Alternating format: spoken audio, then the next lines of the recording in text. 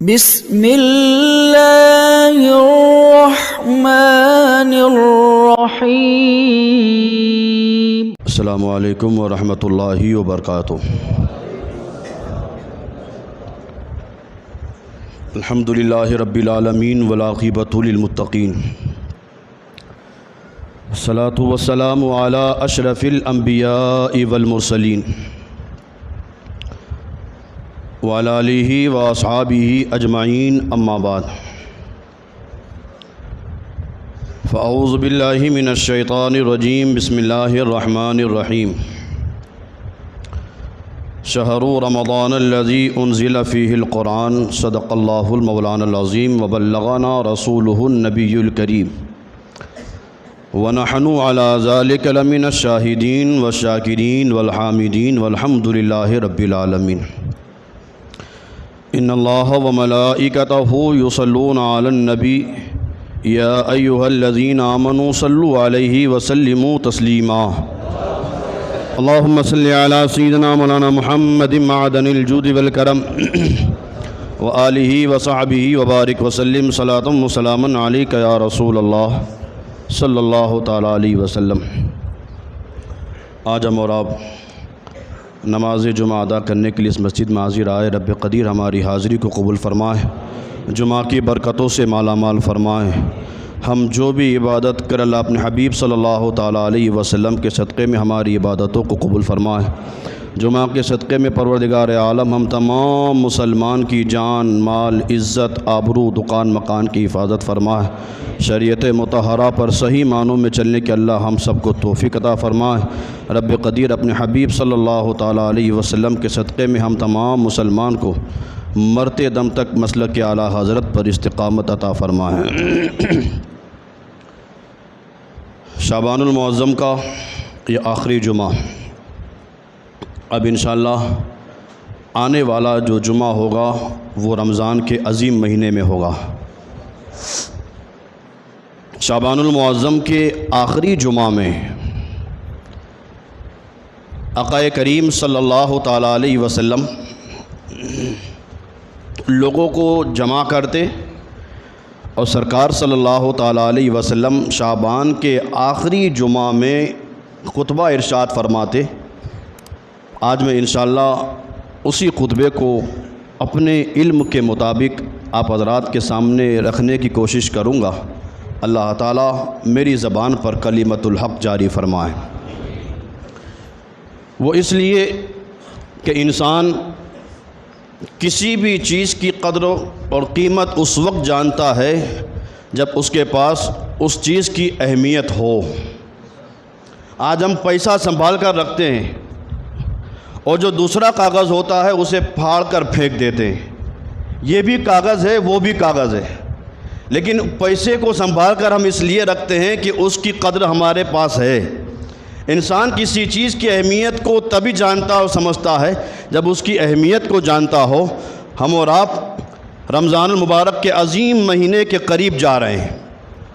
وہ رب کا مہمان، وہ رمضان المبارک کا عظیم مہینہ ہمیں ساری غلاظتوں سے، ساری نجاستوں سے، ساری گندگیوں سے، سارے گناہوں سے پاک کرنے کے لیے آ رہا ہے، ہمیں بالکل صاف کرنے کے لیے آ رہا ہے، ہمیں رب کا خاص قرب حاصل کرانے کے لیے آ رہا ہے۔ وہ مہینہ آ رہا ہے جو رب کا مہمان ہے۔ وہ مہینہ آ رہا ہے کہ آپ پورا قرآن پڑھ لیں، پورے قرآن میں 12 مہینوں کے جتنے نام ہیں کسی نام کا تذکرہ نہیں، رمضان کا ذکر قرآن میں موجود ہے۔ شہر رمضان الذی انزل فیہ القرآن، یہ وہ رمضان عظمت والا مہینہ ہے جس میں اللہ تبارک و تعالیٰ نے قرآن کو نازل فرمایا ہے۔ رب تبارک و تعالیٰ چاہتا تو قرآن کو کسی بھی مہینے میں نازل کر سکتا تھا۔ وَإِنَّ اللَّهَ عَلَىٰ كُلِّ شَيْءٍ قَدِيرٌ، ہر چیز پر قادر ہے۔ وہ قرآن کو کسی بھی مہینے میں نازل کر سکتا تھا، لیکن رب تبارک و تعالیٰ نے لوگوں کی ہدایت کے لیے جو کتاب نازل فرمائی اور جس مہینے میں نازل فرمائی وہ مہینہ بھی رمضان کا مہینہ، یعنی کتنا عظیم انتخاب ہے کہ رب تبارک و تعالیٰ نے قرآن جیسی عظیم کتاب کو نازل فرمایا تو رمضان کے مہینے میں نازل فرمایا۔ تو آج میں یہ چاہوں گا کہ جو مہینہ آ رہا ہے ہم اس کی قدر کریں، اس کی عزت کریں، وہ ہمیں پاک کرنے کے لیے آ رہا ہے. صرف رمضان کا مہینہ کھانے پینے کے لیے نہیں آتا ہے, رمضان کا مہینہ تو ہمیں اللہ کے قریب کرنے کے لیے آتا ہے. اب کیا ہے یہ رمضان کا مہینہ؟ تو یاد رکھیں, رحمت الہی, مغفرت الہی, ضمانت الہی, امان الہی اور نعمت الہی, ان پانچوں جملوں کو جمع کرو تو رمضان کا مہینہ آتا ہے. کہ اس ایک مہینے میں دیکھو کہ سب سے زیادہ اللہ کی رحمتیں برستی ہے, اللہ کا انعام بھی ہوتا ہے, اللہ کی طرف سے بندوں کو ضمانت بھی دی جاتی ہے, اللہ کی طرف سے بندوں کو امان میں بھی لیا جاتا ہے, اور سب سے بڑھ کر اس مہینے میں اللہ تعالیٰ لوگوں کے سامنے نعمتیں ظاہر فرماتا ہے. کتنی نعمتیں ظاہر فرماتا ہے. غریب انسان 11 مہینے میں جو کھانے کے لیے سوچ نہیں سکتا وہ افطار کے سامنے اس کے سامنے ہوتا ہے. جس چیز کے بارے میں 11 مہینے وہ سوچتا ہے کہ یہ کھاؤں, کیسے کھاؤں, بہت قیمتی مہنگی چیز ہے, رمضان کے مہینے میں وہ چیز اس کے سامنے ہوتی ہے. کیوں؟ یہ ہے نعمت الہی. بندوں کو رب کھلاتا ہے رمضان میں, رزق کے دروازے کھول دیتا ہے. یہ رمضان کا عظیم مہینہ. شعب الایمان کی حدیث, حضرت ابو سعید خدری رضی اللہ تعالیٰ عنہ فرماتے ہیں کہ جب رمضان کی پہلی رات آتی ہے, چاند رات جب پہلی رات آتی ہے, تو اللہ تعالیٰ آسمان اور جنت کے سارے دروازے کھول دیتا ہے. آسمان اور جنت کے سارے دروازے کھول دیتا ہے. پھر یہاں تک کہ سرکار صلی اللہ تعالیٰ علیہ وسلم ارشاد فرماتے ہیں کہ جب رمضان کے مہینے میں بندہ ایک سجدہ کرتا ہے, رمضان کے مہینے میں بندہ ایک سجدہ کرتا ہے, تو ایک سجدے پر اللہ تعالیٰ اسے 1500 نیکیاں عطا فرماتا ہے. ایک سجدے پر. کتنا عظیم مہینہ ہے وہ کہ ایک سجدے پر 1500 نیکیاں عطا فرماتا ہے. اور پھر جب بندہ عبادت کرتا ہے, رب کو راضی کرتا ہے, سجدہ کرتا ہے, رب تبارک و تعالیٰ کو عبادت کے ذریعے راضی کرتا ہے, تو سرکار فرماتے ہیں ایسے بندے کے لیے اللہ تعالیٰ جنت میں ایک عالیشان محل بناتا ہے. اب وہ عالیشان محل کیسا کہ سرکار فرماتے ہیں اندازہ اسی سے لگاؤ کہ اللہ جو بندے کے لیے عالیشان محل بناتا ہے, دروازہ سونے کا بناتا ہے. جو دروازہ بناتا ہے وہ سونے کا بناتا ہے, سرخ یاقوت اور قیمتی جواہر پارے سے اللہ تعالیٰ اس بندے کے لیے جنت میں عالیشان محل بناتا ہے. اور پھر سرکار فرماتے ہیں اس مہینے میں بندہ جب روزہ رکھتا ہے, ایک تو ہوا سجدہ کرتا ہے, سجدے پر اتنا انعام ملتا ہے. اب سرکار فرماتے ہیں اس مہینے میں جو بندہ روزہ رکھتا ہے تو رب تبارک و تعالیٰ اس روزہ رکھنے والے پر اتنا خاص فضل فرماتا ہے کہ رمضان کا مہینہ ختم ہوتے ہوتے اللہ تعالیٰ اس کی بخشش فرما دیتا ہے. رمضان کا مہینہ ختم بعد میں ہوتا ہے, پہلے اس بندے کی بخشش کر دی جاتی ہے. اور پھر بندہ اس مہینے میں دونوں کام کرے, نماز بھی پڑھے, روزہ بھی رکھے. یہ شعب الایمان کی حدیث سنا رہا ہوں. سرکار فرماتے ہیں عبادت بھی کرے, روزہ بھی رکھے, اللہ کو راضی کرے, گناہوں سے بچتا رہے, تو رب تبارک و تعالیٰ جنت کے اندر اسے ایک عالیشان درخت عطا فرمائے گا. عبادت کرنے والے اور روزہ رکھنے والے کو جنت میں اللہ عالیشان درخت عطا فرمائے گا. اب وہ درخت کتنا بڑا ہوگا؟ سرکار فرماتے ہیں اس درخت کے سائے میں ایک گھوڑے پر بیٹھنے والا 500 سال تک دوڑتا رہے. اتنا بڑا درخت عطا فرمائے گا کہ گھوڑے پر بیٹھ کر انسان 500 سال تک دوڑتا رہے. اللہ اس بندے کو جو درخت عطا فرمائے گا اس کنارے سے اس کنارے تک پہنچ بھی نہیں پائے گا. آپ سوچئے کہ اللہ تعالیٰ بندے پر کتنا خاص فضل فرماتا ہے. اور پھر حضرت جابر بن عبداللہ رضی اللہ تعالیٰ عنہ فرماتے ہیں کہ آقا کریم صلی اللہ تعالیٰ علیہ وسلم نے ارشاد فرمایا کہ اللہ تبارک و تعالیٰ نے 5 خصوصیت میری امت کو ایسی عطا فرمائی ہے جو اگلی امت میں کسی کو عطا نہیں فرمائی. 5 فضیلتیں. یاد رکھنا یہ اللہ کی جتنی فضیلتیں ہم پر ہیں وہ ہماری اپنی وجہ سے نہیں. ہم تو اس قابل بھی نہیں تھے کہ ہمیں کوئی فضیلت دی جاتی, لیکن ہاں ہمیں جتنی فضیلتیں ملی ہے وہ مدینے والے آقا کے صدقے میں ملی ہے.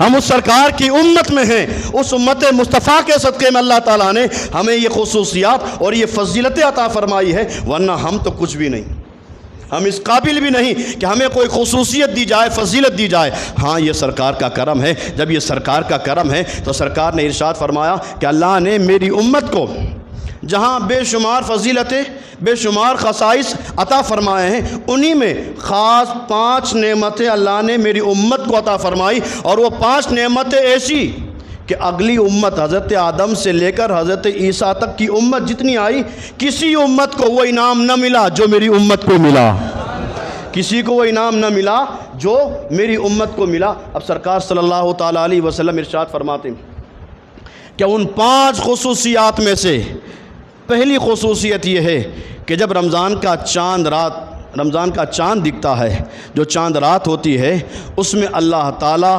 اتنا کرم فرماتا ہے کہ میری امت کی طرف نظر رحمت فرماتا ہے۔ اللہ بندوں پر چاند رات، جس رات کو چاند دکھا ہے، اس رات اللہ بندوں پر نظر رحمت فرماتا ہے۔ سرکار فرماتے اللہ جس بندے پر نظر رحمت فرماتا ہے اسے جہنم میں داخل نہیں کرے گا، جسے اللہ نظر رحمت سے دیکھے گا، جس پر اللہ کی نظر رحمت ہو جائے گی، اس بندے کو اللہ جہنم کے عذاب میں مبتلا نہ کرے گا۔ صاحبو تھوڑی دیر کے لیے سوچو کہ وہ رات ان قریب آنے والی ہے، رمضان کی چاند رات ان قریب آنے والی ہے۔ اس رات میں پہلی خصوصیت کہ اللہ تعالیٰ بندوں پر نظر رحمت فرماتا ہے۔ نظر رحمت کا مطلب کیا ہے؟ ہم اور آپ اسی دنیا میں رہتے ہیں، ہمیں جب کسی پر غصہ آتا ہے اور جب غصہ ختم ہو جاتا ہے، ہم کسی کو جب معاف کر دیتے ہیں تو کیا کہتے ہیں؟ یار چل میں نے معاف کر دیا، تھا غصہ لیکن جب معاف کر دیا تو پچھلی ساری بات کو ہم چھوڑ دیتے ہیں۔ بغیر تمثیل کے میں آپ کو بتا رہا ہوں کہ اللہ تعالیٰ جب کسی بندے پر نظر رحمت فرماتا ہے، اللہ جب کسی بندے پر نظر رحمت فرماتا ہے تو جب اللہ کی نظر رحمت ہو جائی تو پھر بندے کو کسی چیز کی کمی آئے گی؟ کاروبار میں کمی آئے گی؟ رزق میں کمی آئے گی؟ سرکار فرماتے ہیں چاند رات کو اللہ تعالیٰ پہلی خصوصیت نظر رحمت فرماتا ہے، اور جس پر نظر رحمت فرماتا ہے اسے جہنم کے عذاب میں مبتلا نہیں کرتا۔ صاحبو تھوڑی دیر کے لیے سوچو کہ ہم اس رات کیا کر رہے ہوتے ہیں۔ رات میں تو اللہ کی نظر رحمت ہوتی ہے، ہم کر کیا رہے ہوتے ہیں؟ معاف کیجئے گا 11 مہینہ تو ہم رات کو سو جاتے ہیں، لیکن رمضان کے مہینے میں رات کو سوتے نہیں۔ اگر کوئی عبادت کرتا ہے، نوافل ادا کرتا ہے، قرآن پڑھتا ہے، اس کے لیے میں نہیں کہہ رہا ہوں، باقاعدہ ہمارے یہاں ایک رواج چلا ہے کہ ہمارے یہاں رمضان کے مہینے میں گلی محلوں میں رات کو لائٹیں لگتی ہے، اور رات جب ہو جاتی ہے تو ہمارے نوجوان سڑکوں پر میچ کھیلتے ہیں۔ اور اب یہ سب سے بڑی بات، ہمیں شرم آتی ہے کہتے ہوئے، کل تک تو نوجوان کھیلتے تھے، اب تو نوجوان لڑکیاں کھیل رہی ہیں۔ آپ نے بھی دیکھا ہوگا سڑکوں پر، گلیوں کے اندر نوجوان لڑکیاں بیڈمنٹن کھیل رہی ہوتی۔ کیوں؟ ٹائم پاس، سحری کا انتظار کرنا ہے۔ ہم سحری کھائیں گے، روزہ رکھیں گے، پھر سو جائیں گے۔ اللہ کے بندے سحری کھا کر تو سو رہا، فجر کی نماز کون پڑھے گا؟ ہمیں وہ توفیق نہیں ملی۔ ہم نے رات تو گزار دی سحری کرنے کے لیے، اور سحری کھانے کے بعد اللہ کے بندے تو دو رکوع پڑھ لیتا، قرآن کی تلاوت کر لیتا، اور انتظار کر کے نماز پڑھنے کے لیے آ جاتا۔ ہمیں وہ توفیق نہیں۔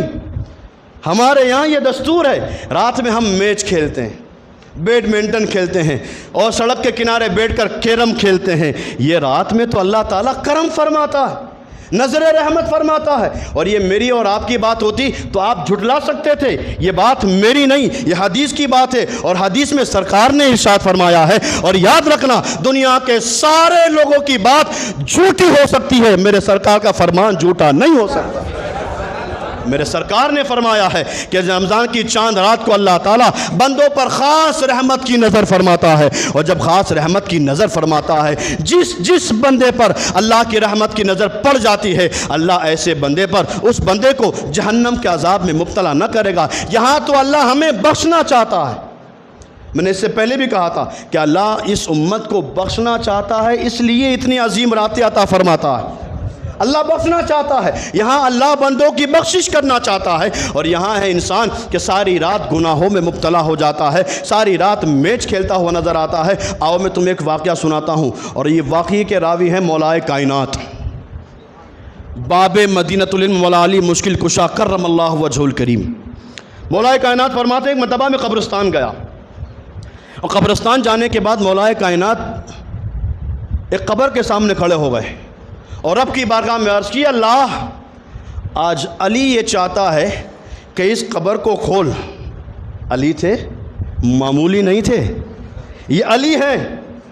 جب رسول پاک کے داماد کا یہ مقام ہے تو سرکار کا مقام کتنا بڑا ہوگا؟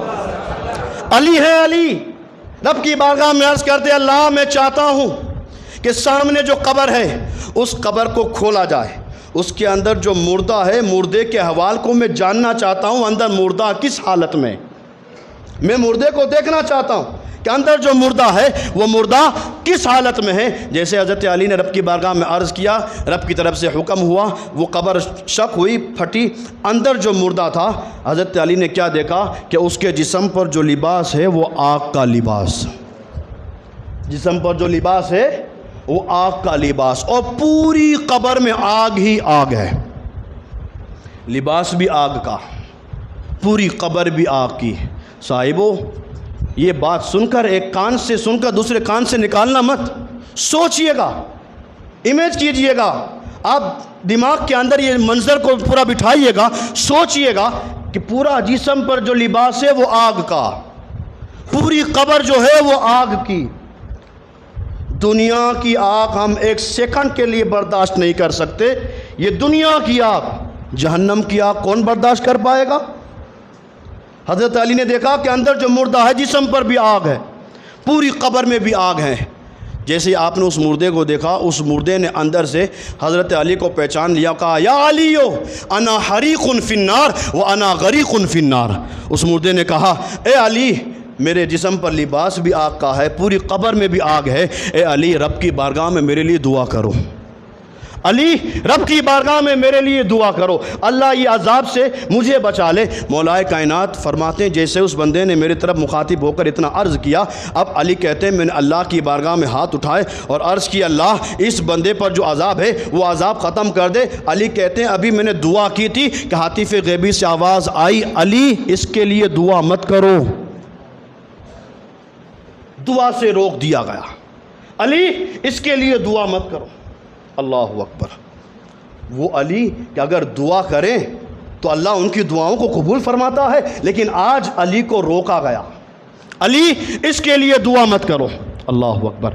مولا کائنات نے رب کی بارگاہ میں عرض کہ مالک میں دعا کر رہا ہوں، یہ بندہ عذاب میں مبتلا ہے، قبر میں آگ ہی آگ ہے، جسم پر آگ ہی آگ ہے، مالک یہ مجھ سے تمنا چاہ کرتا ہے، میں اس کی تمنا پر تیری بارگاہ میں دعا کر رہا ہوں، مالک میں دعا کر رہا ہوں، تیری تو شان یہ ہے، تو فرماتا ہے کہ مجھ سے مانگو، جو مانگو گے میں عطا کروں گا۔ آج علی مانگ رہا ہے اور علی کو دعا کرنے سے روکا جا رہا ہے، مالک آج مجھے دعا سے کیوں روکا جا رہا ہے؟ تو ہاتف سے آواز آئی، علی تمہیں دعا سے اس لیے روکا جا رہا ہے کہ تم جس کے لیے دعا کر رہے ہو وہ بندہ رمضان کے مہینے میں دین میں تو روزہ رکھتا تھا، رات میں گناہ کرتا تھا، تمہیں روکا اس لیے جا رہا ہے کہ یہ بندہ دین میں تو روزہ رکھتا تھا۔ ہم اور آپ دن میں روزہ تو رکھتے ہیں، دن میں روزہ تو رکھتے ہیں، لیکن جیسے ہی افطار ہوا ہم یہ سمجھتے ہیں کہ آزاد ہو گئے، ہم بالکل جری ہو گئے، بے باک ہو گئے،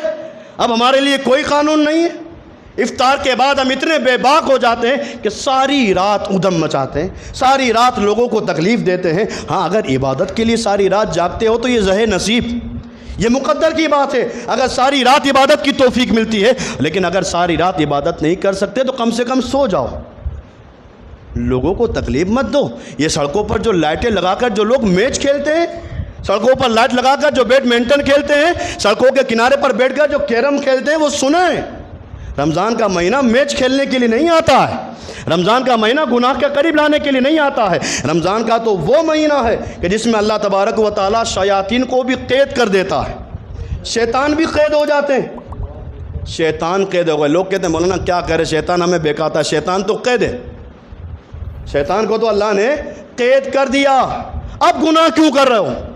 تو لوگ ہی پوچھتے ہیں مولانا تو پھر آپ ہی بتاؤ کہ شیطان قید ہو گیا تو پھر ہم گناہ کیوں کرتے ہیں؟ تو یاد رکھنا 11 مہینہ شیطان کو اپنے ساتھ رکھ کر اپنے نفس کو آپ نے شیطان بنا دیا ہے، نفس کو شیطان بنا دیا ہے، وہ شیطان تو قید ہو جاتا ہے، یہ والا شیطان تو آپ کے پاس ہے۔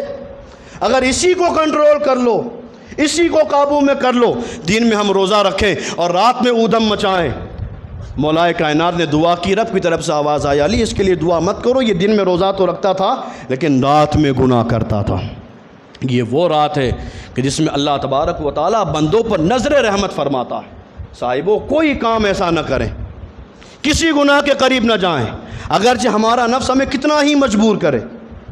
یہ رمضان کا مہینہ ہمیں گناہوں سے پاک کرنے کے لیے، رب کا قرب عطا کرانے کے لیے آتا ہے۔ ہم رب سے قریب ہو جائیں، رب کا قرب حاصل کریں۔ سرکار صلی اللہ تعالیٰ علیہ وسلم ارشاد فرماتے ہیں پہلی خصوصیت کہ اللہ تعالیٰ اس چاند رات میں بندوں پر نظر رحمت فرماتا ہے۔ دوسری خصوصیت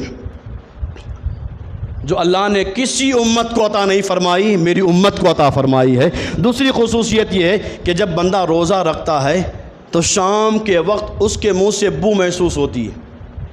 روزے دار کے منہ سے کچھ کھاتا نہیں ہے، پیتا نہیں ہے، جو منہ اندر سے سوکھ جاتا ہے، ایک عجیب بدبو آنے لگتی ہے۔ ہم اور آپ تو بدبو اسے کہتے ہیں، لیکن سرکار فرماتے ہیں شام کے وقت اسی روزے دار انسان کے منہ کی بو اللہ کے نزدیک مشک سے بھی زیادہ پسندیدہ ہو جاتی ہے۔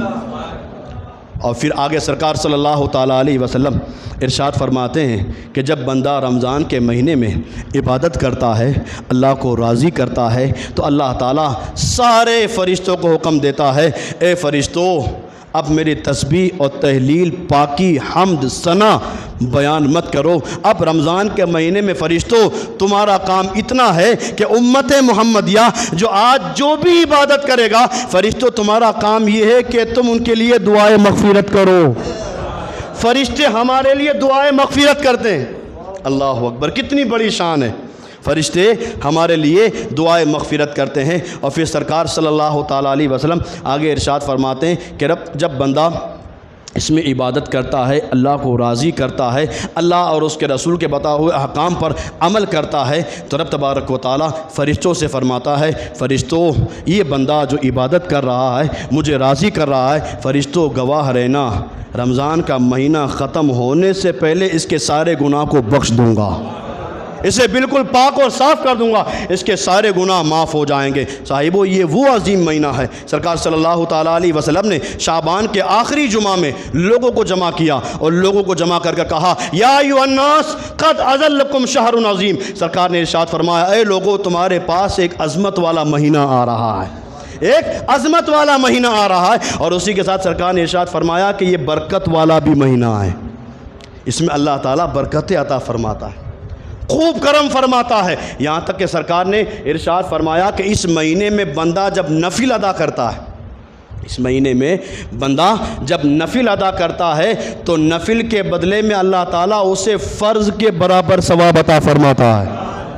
کتنا کرم ہے کہ نفل ادا کرنے والے کو فرض کے برابر ثواب عطا فرماتا ہے۔ اور پھر سرکار فرماتے ہیں جو بندہ اس مہینے میں فرض ادا کرتا ہے، جو اس میں فرض ادا کرتا ہے، تو فرض کے بدلے میں اللہ تعالیٰ اسے 70 گنا زیادہ ثواب عطا فرماتا ہے۔ اور پھر بندہ خالص دل کے ساتھ، خلوص اور الہیت کے ساتھ فقط اللہ کی رضا کے لیے عبادت کرتا ہے تو اللہ بے پناہ حساب اسے عطا فرماتا ہے، خوب برکت عطا فرماتا ہے۔ صاحبو یہ آج یہ فضیلت میں اس لیے بتا رہا ہوں، یہ فضیلت آپ نے پہلے سنی ہے، ایسا نہیں کہ آج پہلی بار سن رہے ہیں۔ یہ رمضان کی ساری فضیلتیں آپ نے سنی ہے، لیکن سننے کے بعد ہم سے اگر پہلے گناہ ہوئے کوئی بات نہیں، اللہ غفور و رحیم ہے، تواب ہے، رحم کرنے والا ہے، توبہ کو قبول کرنے والا ہے، توبہ کر لے، آنے والے رمضان میں سدھر جائیں۔ یہ وہ مہینہ ہے، سرکار فرماتے ہیں کہ اس مہینے میں عقد مواقات، مونس ہونے کا مہینہ ہے، آپس میں ایک دوسرے کے کام آیا کرو۔ اس مہینے میں سرکار فرماتے ایک دوسرے کے کام آیا کرو، بڑی معذرت کے ساتھ۔ ہم رمضان میں کاروبار کرتے ہیں، لیکن کاروبار میں نہ جانے ہمارے اندر کون سی بات آ جاتی ہے کہ جو ریٹ ہوتا ہے اس سے بھی زیادہ کر دیتے ہیں۔ کیوں آخر؟ یہ آپ نے دیکھا ہوگا، یہ بات میں کسی پر طنز نہیں کر رہا ہوں، یہ آپ سوچئے گا کہ رمضان کے مہینے میں ہم جو ریٹ ہوتا ہے اس ریٹ سے بھی ہم زیادہ کر دیتے ہیں۔ سرکار تو فرماتی ہے ہم غم خواری کا مہینہ ہے، آپس میں میل ملاپ کا مہینہ ہے، کما رہے ہو ٹھیک ہے، کما سکتے ہیں، لیکن اتنا زیادہ ریٹ کیا صرف رمضان کے مہینے ہی میں امیر بن جاؤ گے، ترقی کر جاؤ گے؟ عقد مواخات، مونس ہونے کا مہینہ ہے، لوگوں کے کام آنے کا مہینہ ہے۔ سرکار صلی اللہ تعالیٰ علیہ وسلم نے ارشاد فرمایا کہ جو بندہ اس رمضان کے مہینے میں اپنے نوکر یا خادم پر مہربانی کرے گا، تو ہمارے دکان پر جو کام کرنے والے ہوتے ہیں ان کو تو بس اللہ ہی بچائے، رمضان کے مہینے میں ان کے ساتھ وہ ظلم و زیادتی ہوتی ہے۔ سب کی بات نہیں، الا ماشاء اللہ۔ آپ نے دیکھا ہوگا کہ سیٹ تو اے سی کے اندر بیٹھے ہیں، نوکر سے کہہ دیا جاتا ہے جا باہر کھڑے رہ جا، آواز لگا، جا یہ کام کر وہ کام کر۔ اللہ کے بندے، تو نے بھی روزہ رکھا ہے، اس نے بھی روزہ رکھا ہے۔ اب سنو، سرکار فرماتے ہیں کہ جو انسان رمضان کے مہینے میں اپنے غلام یا نوکر پر تخفیف کرتا ہے، اس پر مہربانی کرتا ہے، تو اللہ تعالیٰ فرشتوں سے فرماتا ہے فرشتوں زمین پر دیکھو میرا ایک بندہ دوسرے بندے پر کتنا رحم کر رہا ہے، ایک بندہ دوسرے بندے پر کتنا رحم کرتا ہے۔ رب فرماتا ہے فرشتوں یہ بندہ ہو کر اتنا رحم کرتا ہے، میں تو ارحم الراحمین ہوں، یہ بندہ ہو کر اتنا رحم کرتا ہے، میں ارحم الراحمین ہوں۔ رب فرماتا ہے فرشتوں گواہ رہنا، یہ بندہ جو دوسرے بندے پر رحم کرتا ہے، اسی رحم کے صدقے میں نے اس کے سارے گناہ معاف کر دیے ہیں۔ نوکروں پر تخفیف کریں، انہیں زیادہ ستائیں نہیں، انہیں تکلیف نہ دیں، حتی الامکان کوشش کریں کہ اللہ کی بارگاہ میں ہم عبادت کرتے ہوئے ملیں، قرآن کی تلاوت کرتے ملیں۔ سرکار نے ارشاد فرمایا کہ اس رمضان کے مہینے میں دو کام کرتے رہنا، دو کام کرتے رہنا۔ کیا کرتے رہنا؟ کلمہ پڑھتے رہنا اور استغفار پڑھتے رہنا۔ لوگ قرآن شریف پڑھتے ہیں، اچھی بات ہے، لیکن جن کو قرآن پڑھتے نہیں آتا، ہمیں افسوس ہوتا ہے کہتے ہوئے کہ ہماری قوم میں کچھ لوگ ایسے ہیں جن کی عمر 40 سال 50 سال 60 سال ہو چکی ہے لیکن قرآن پڑھتے نہیں آتا ہے، افسوس ہوتا ہے۔ لیکن جس کو نہیں آتا ہے وہ کلمہ پڑھے، استغفار پڑھے، اور سرکار فرماتے ہیں دو کام تو یہ کرتے رہنا، اور دو کام کے لیے اللہ کی بارگاہ میں دعا کرتے رہنا۔ کیا دعا کرنا؟ جب بھی دعا کرنا تو کہنا اے اللہ مجھے جنت عطا فرما، جہنم سے آزاد فرما، مجھے جنت عطا فرما اور جہنم سے آزاد فرما۔ یہ مہینہ عظمتوں والا، برکتوں والا مہینہ بہت ہی جلد ہمارے درمیان آنے والا ہے۔ صاحبو، اگر اس مہینے کا ہم ادب و احترام کریں گے، عزت کریں گے، اللہ غفور و رحیم ہے، ہم عزت کریں گے تو ہمیں بھی عزت دی جائے گی، اور اگر ہم خدا نخواستہ گناہوں میں مبتلا ہو جائیں گے، گناہ والی زندگی گزارتے رہیں گے، ان بطش ربک لشدید، تیرے رب کی پکڑ بہت سخت ہے، اور رب جب کسی بندے کو پکڑتا ہے دنیا کی کوئی طاقت اسے بچا نہیں سکتی۔ اس لیے صاحبو، یہ رمضان کے مہینے میں عبادت کریں، اللہ کو راضی کریں، کوئی گناہ کا کام نہ کریں۔ اللہ تعالیٰ مجھے ان کہی ہوئی باتوں پر مجھے اور آپ تمام حضرات کو عمل کرنے کی توفیق عطا فرمائیں۔ وآخر دعوانا ان الحمدللہ رب العالمین۔